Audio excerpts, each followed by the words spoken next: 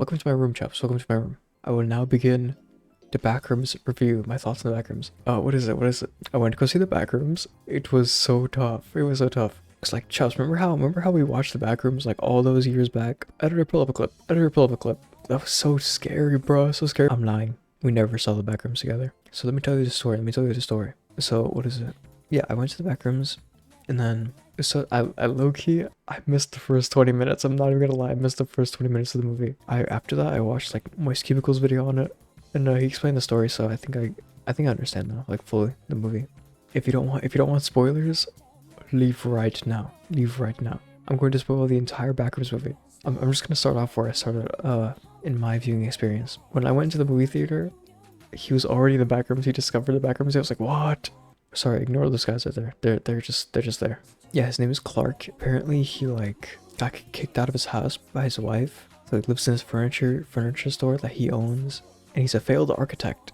It's kind of sad. And so he goes to therapy naturally. And so his therapist Mary like also has some trauma with her mom or something. Yo, low-key, when I was in the theater and I saw like the flashback to her as a child, I was like, wait, who is this? Is she about to die? Like, cause the door exploded, and it cut back to the therapist waking up, and I was like, was she dreaming that? Was that her? Like I said, I walked into the theater. He was already in the Backrooms. He's also like, his business is low-key failing. It's a pirate-themed furniture store. I don't know why it's pirate-themed. There's nothing. I don't see how pirates are into furniture. Whatever. If I was a furniture store guy and I saw all that furniture in the middle of the room, I'd be making bank off that, bro. I'd be taking all the furniture and like, yo, everything's on clearance right now, bro. It's all on clearance. Everything's cheap. Everything's gonna be so cheap. And we're like, what? How are you finding all these like well-made sofas and couches and stuff? It's a secret, bro. It's a secret. But yeah, at first, when he was explaining Backrooms, it was so like the silence and stuff.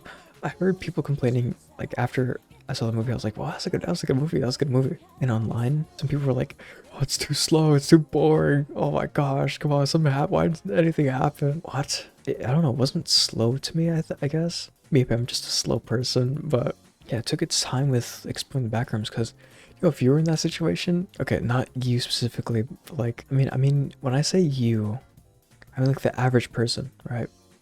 That doesn't know anything about the Backrooms, like, it's like, what is this place?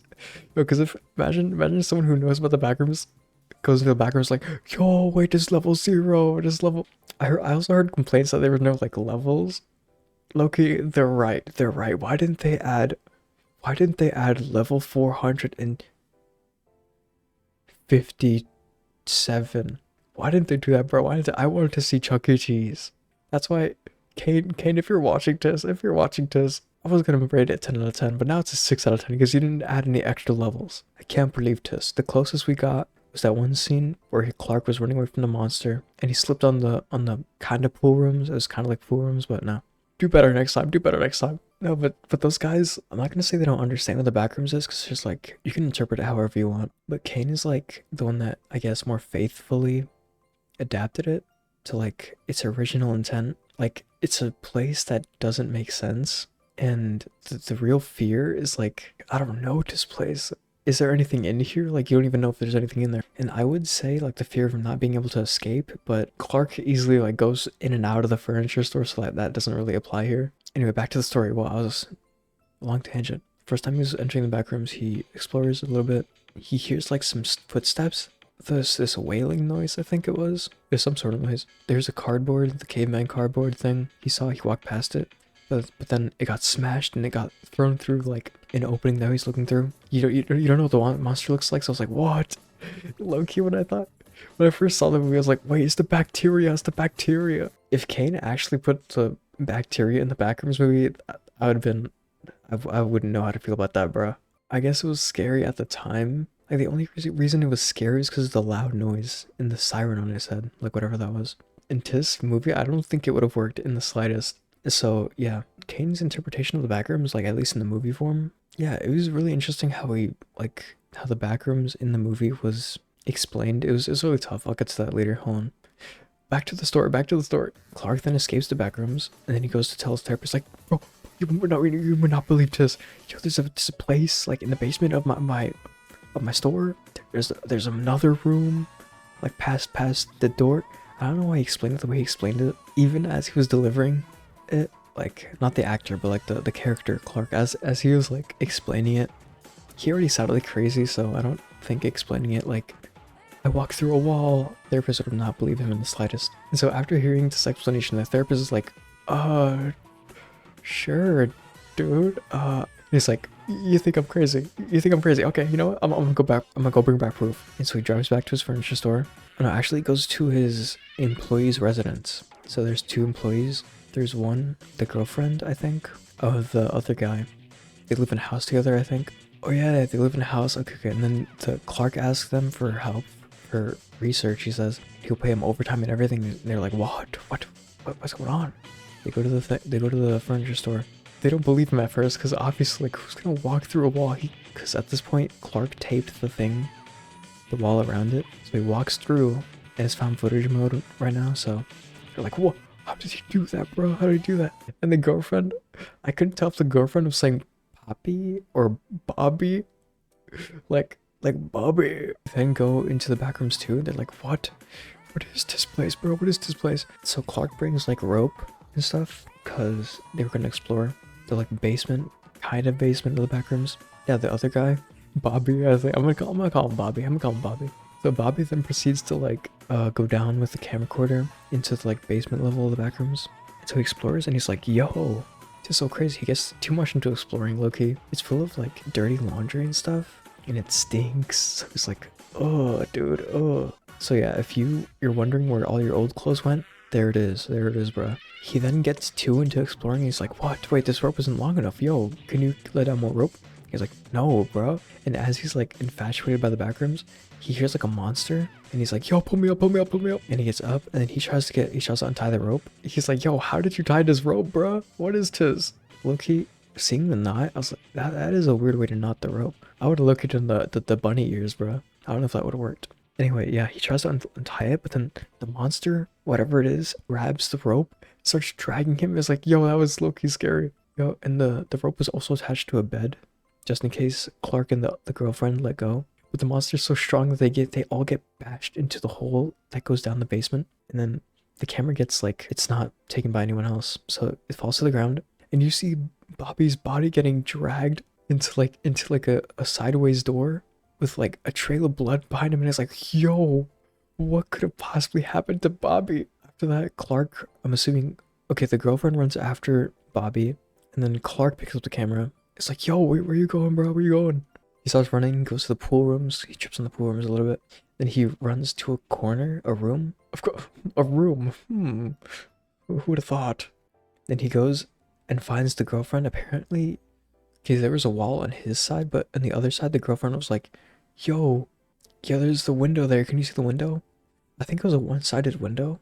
Do those exist? Anyway, so then the girlfriend's like, yo, can you break this window? And he's like, what window? What are you talking about? Clark's like that. First of all, he sets the camera down on a desk, and as he's like knocking, the camera gets picked up by something, bro, by the monster. And when I was watching, I was like, wait, the monster's smart enough to like carry a camera? This is kind of dangerous, bro. And it cuts to the girl from earlier, the one that was the therapist that was dreaming.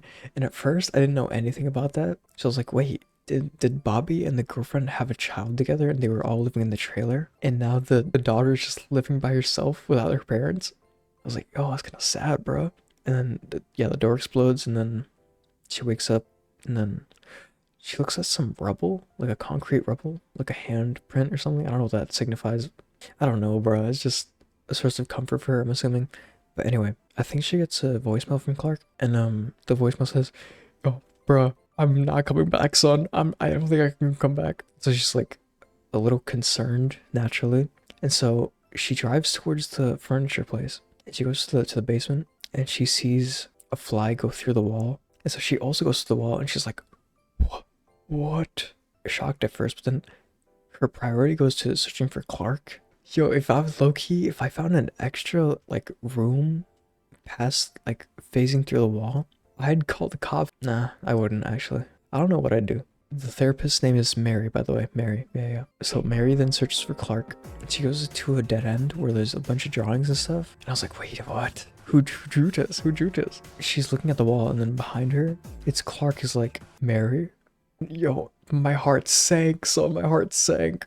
I was like, is this the type of monster that mimics stuff. And I don't know why that's such a, like, I wouldn't say it's common, but like it's like a trope now where like the monster is usually like a mimic and stuff, copies your voice and stuff. It wasn't that, it wasn't that. Anyway, it was actually Clark, but he was like insane now. I don't know what happened. Oh yeah. One thing about the Backrooms, whenever they went through, there was like a noise, and all of a sudden their mood like slightly shifted. So I thought the Backrooms had like an effect on people, an effect where it like slowly made you like insane, or at least amplified your emotions. So Clark being like curious at first, when he each time he entered the Backrooms, he got more and more like curious and like crazy about the Backrooms. And Mary was already like confused and concerned, so her like, I guess when she entered the Backrooms, like the sound effect played, and then I was like, wait, okay, so she's more like wary and paranoid. But yeah, she's like confused, and the footsteps start coming back, bro. The footsteps start coming back, and Mary's like, what is that, bro? What is that? What is that? And Clark is like, no, shh, calm down. It's fine. I'm here, bro. It's just me. And they're next to each other, and then Clark puts her in a chokehold, son. And yo, I low-key thought she was dead. I was ready for her to like die. I was like, yeah, it's over. It's over.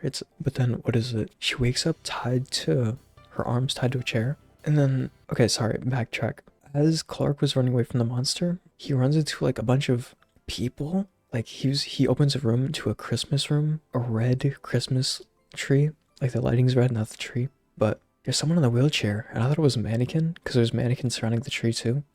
And he lifts his arm and turns on the lamp, and there was a woman in a coat, like a red coat, yeah, like a fancy red coat. She was like holding her head and running strangely towards Clark, and he's like, yo, wakes up in the chair, tied up to it, and then bruh, the guy in the wheelchair, the lady in the red, and there's this like a fat guy with a beard and a striped shirt, but the striped shirt isn't like really striped. Anyway, they're all sitting at the table, and Clark is like, explains to Mary how the Backrooms is like, it's beautiful, bro, it's beautiful.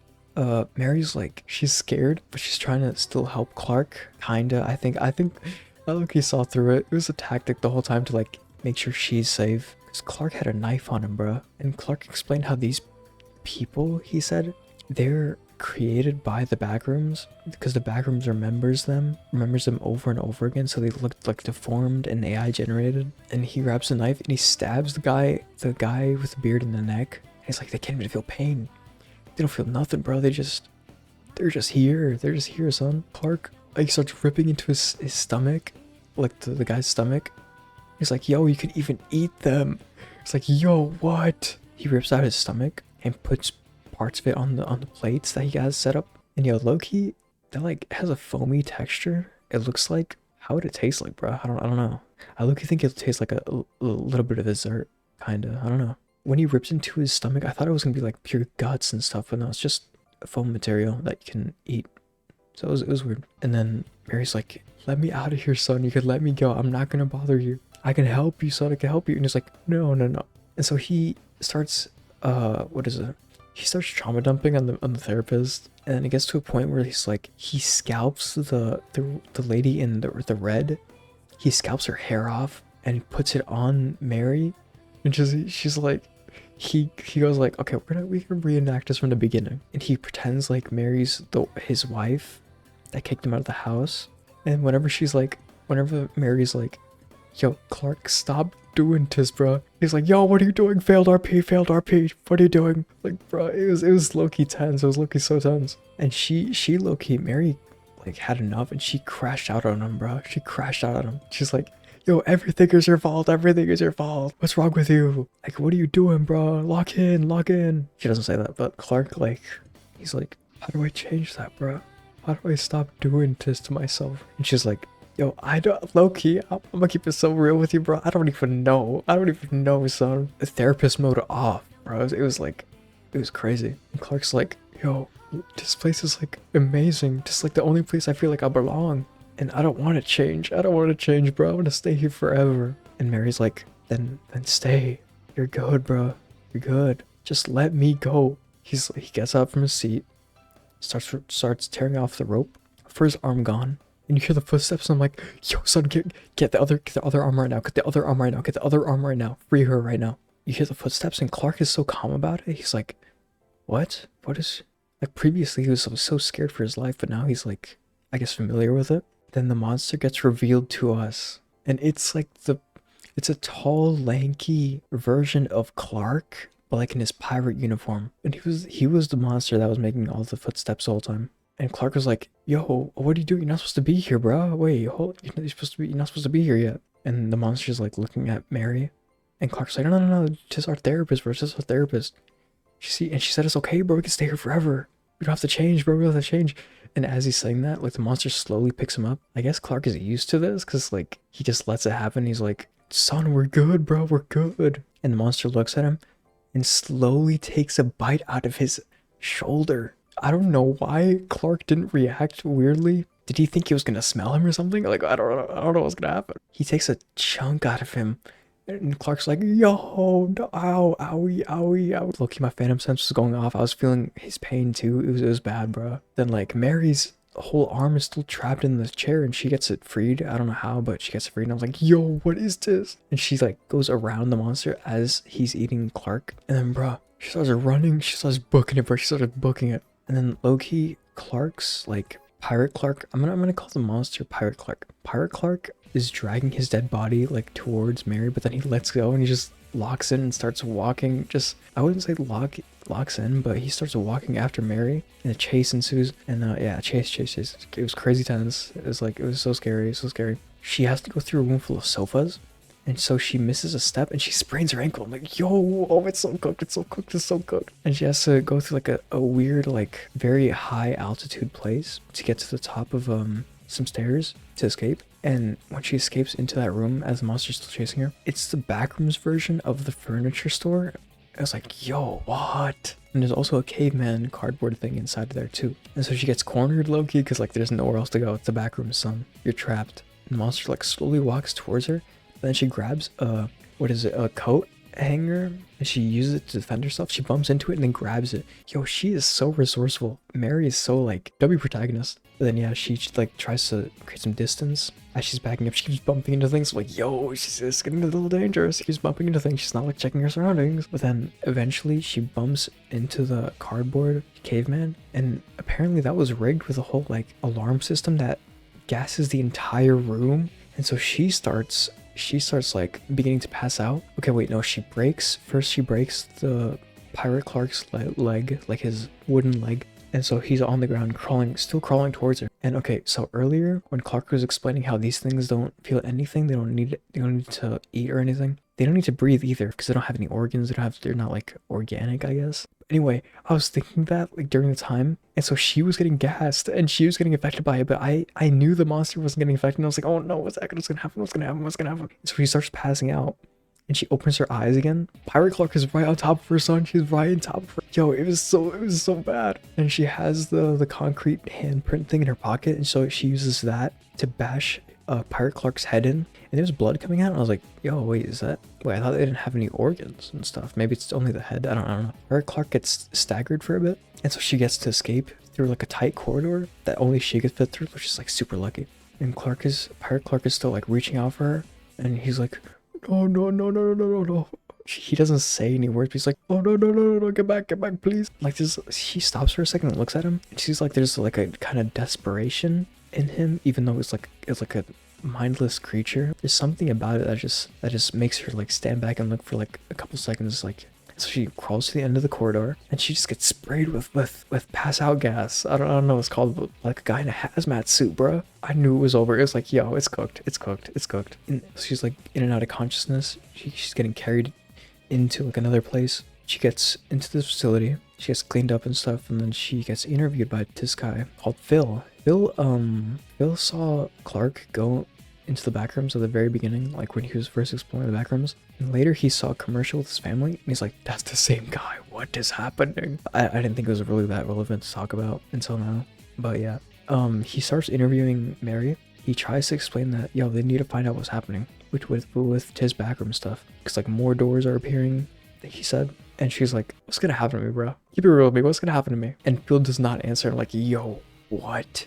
Are they gonna kill her? They're going to kill her, bro." Yo, naturally, if I was in that situation, I would keep all the info to myself. Because, yo, Mary saw like so much and she learned so much about the backrooms, actually. It's crazy. And if I had that leverage, I would not be spilling any beans, son. I would not spill any beans. you would know, like, as soon as you give out all the info you got, you're dead, son, you're dead. So she keeps it to herself a little bit and feels like it's not up to me to decide that, bro. It's not up to me to choose. And she's like, oh yeah, great.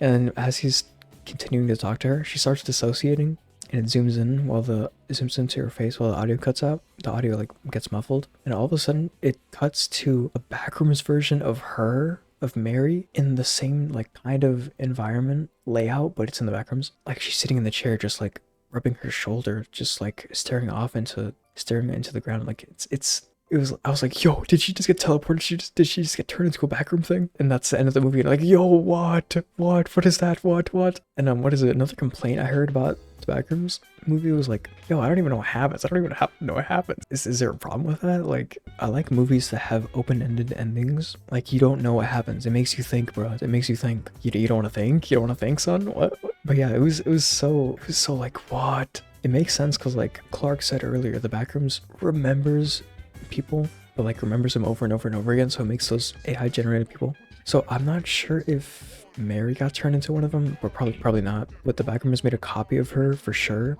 and so she's just now part of the Backrooms, and it was really interesting. But yeah, I don't know what happens to Mary. You know what happens. I'm looking more focused on the Backrooms. I don't know. I just did not really think about Mary's like fate or anything.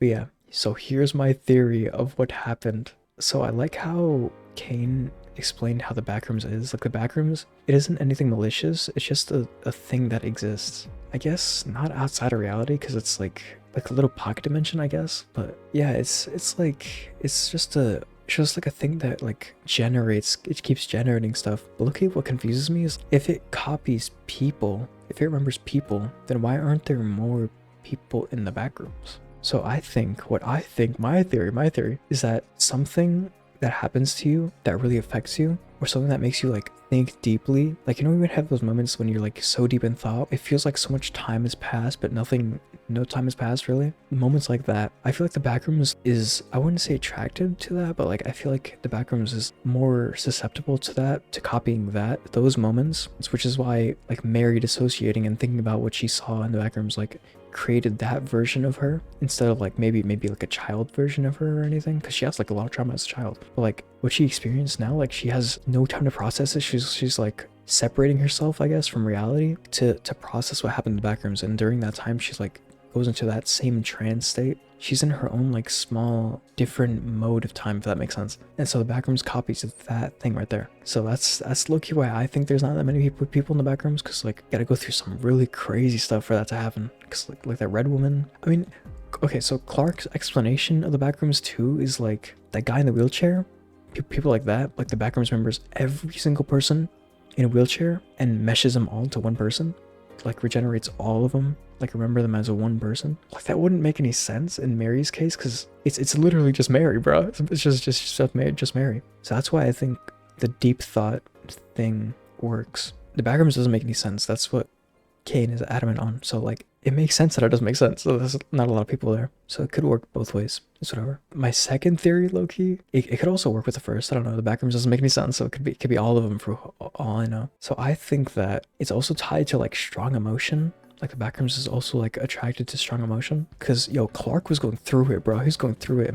I couldn't even imagine like how many nights, sleepless nights, and like how much like time he had to himself to just think about all the stuff that went wrong. And so I think those moments of like strong emotion and like strong thought, like since the Backrooms replicated the furniture store, I think that entire place is like a place where he's stuck in, I guess. That works actually. That could have worked. Like it's a moment in time where he's stuck there. Like he's stuck in thought. And the way he dissociates, what I think, is that his pirate persona is like his way of dissociating from reality. Like his performance, him performing in the commercials, like him just being stuck in that version of himself. And so the Backrooms copies that version into him. And since that version of Clark isn't as like complex and stuff, it's easy for the Backrooms to remember it, which is why Pirate Clark isn't like as messed up, I guess, as the other people in the Backrooms. Like the people in the Backrooms have like extra eyes, extra fingers and stuff, but Pirate Clark is like more simple, I guess, if that's the way to describe it. And I feel like he's more sentient too because of that, because it's like that version of Clark is just like a small it's like a small existence, so like it's easier to replicate. But he's still like basically nothing as like in terms of thought. But I say basically for a reason. I say basically for a reason. So this is where the emotion comes in. I feel like subconsciously, not the Backrooms, but like the Backrooms like copies, like remembers everything it can about the person and replicates it. And so that version of Clark, it still has his insecurities and stuff. So when Pirate Clark was dragging Clark's dead body with him, I think that's a way of saying like